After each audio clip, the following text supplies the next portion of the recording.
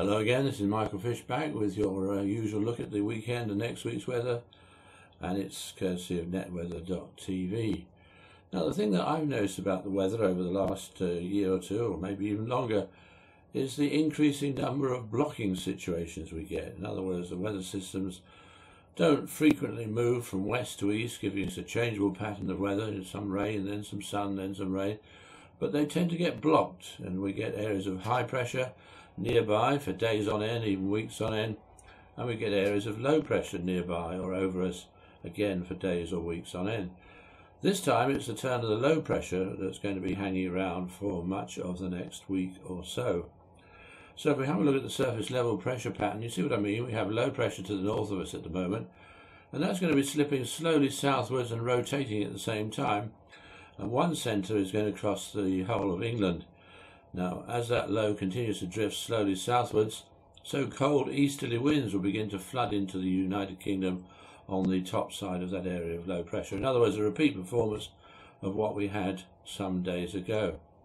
And it does look as if that area of low pressure is going to stay with us for most of the week, perhaps replaced by another one to the west of us towards the end of the week. If we look at the temperature of the atmosphere, we see that we still have quite cold air over us at the moment. Nothing like the really unusually cold air that's still lurking over Europe and Russia. Now, Western Europe, Central Europe too, does turn a little bit less cold, but and the Mediterranean actually becomes quite warm. But it does look, as far as we're concerned, that further cold air, this time from both the north and the east, will move into the UK during the course of next week. And it's going to be especially cold over Scotland. If we have a look at the jet stream, last week, you remember, it was way down south over North Africa. It is going to move a little bit further north in the next few days, and it's going to form a shape rather like the Greek letter omega. And this is a classic block situation. When you see the jet stream looking like that letter, you can be assured that it's going to be a blocking situation, and the weather systems won't move on for a while. And unfortunately for us, we happen to be on the cold side of that jet pattern and with the low pressure. So that gives us on a day-to-day basis. On Friday, it looks like being cloudy and windy during the night and at first thing in the morning. Somewhat less cold though, but there'll be some outbreaks of rain too. Now, clearer weather with showers will reach Northern Ireland by dawn, and this clearer weather should reach the remainder of Scotland, Northern England and North Wales during the day. And when those showers come along, some of them could be heavy with some hail and thunder, and there'll be snow over the hills.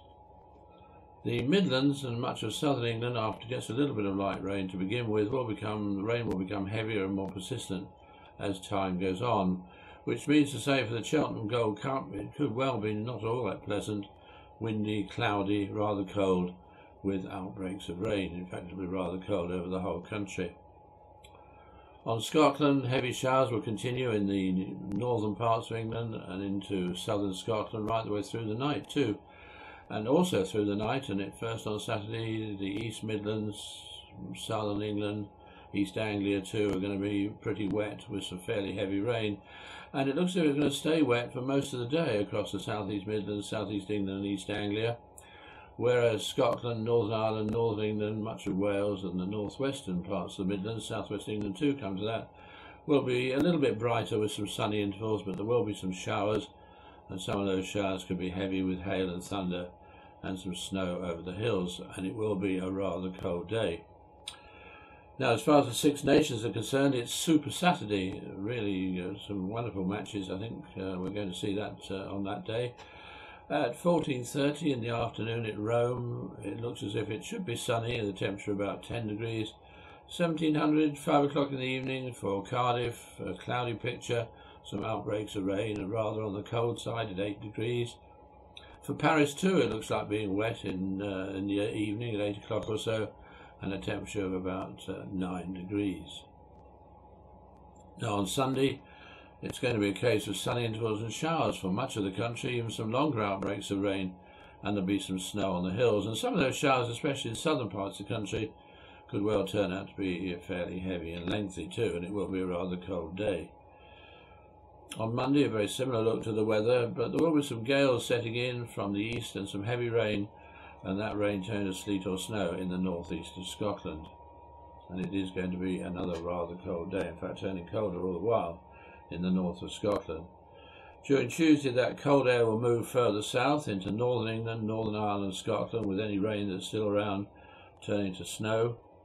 Wales, the Midlands and southern England still somewhat less cold with outbreaks of rain, but even here there's a pretty good chance that the colder air will arrive during the course of the day, which means to say for Tuesday night there'll be some widespread frost and some ice. And then for Wednesday, towards the end of the week, it does look as if it's going to be rather back to square one. Obviously it's a long way ahead, things could change, but it does look like being like it was a few days ago. In other words, cold easterly winds back across most parts of the country, and that means to say it's going to be windy with a raw feel to it, with rain, sleet or snow in many places, and nighttime frost and ice. Well, I'll be back this time next week, by which time it should well have turned well and truly colder, or maybe not, as the case may be. We'll have to wait and see, but meanwhile, have a lovely weekend, and as I said, join me again next week. Goodbye for now.